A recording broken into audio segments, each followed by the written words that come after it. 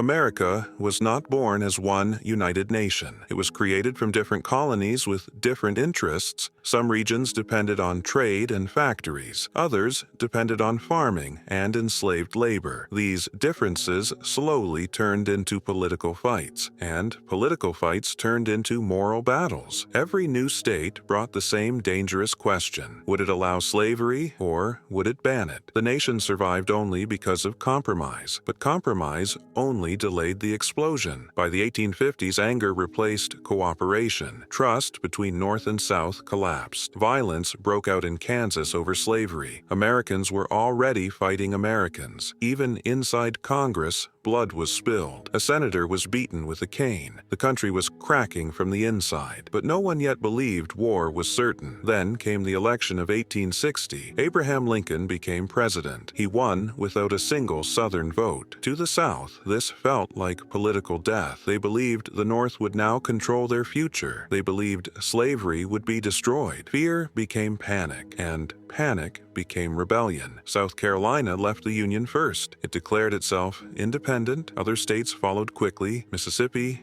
Alabama, Georgia, Louisiana, Texas. A new nation was born, the Confederate States of America. It had its own president and army. It created its own constitution. That constitution protected slavery forever. This was the heart of the new nation. Two nations now claimed the same land. Peace between them was impossible. Both sides believed the war would be short. Young men rushed to join the armies. Families said goodbye with hope. They expected victory, not death. Instead, they found horror. Battlefields became slaughter fields.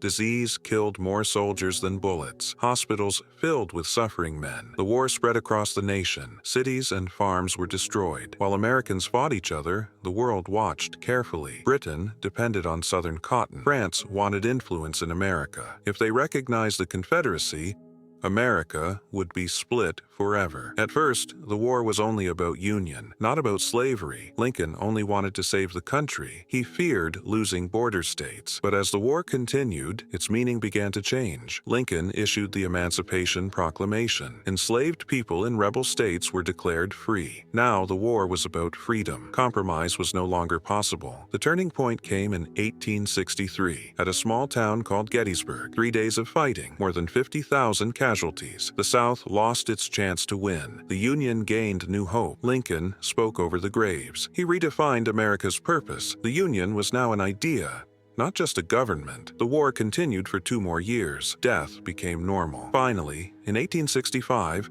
the Confederacy surrendered. America was whole again on paper, but not in the heart. More Americans died in this war than in all other U.S. wars combined. If the South had won, there would be 2 Americas today, 2 flags, 2 futures. Democracy itself might have failed. The world would be different. That moment decided everything: unity or collapse. And for one dangerous moment in history, America almost split forever.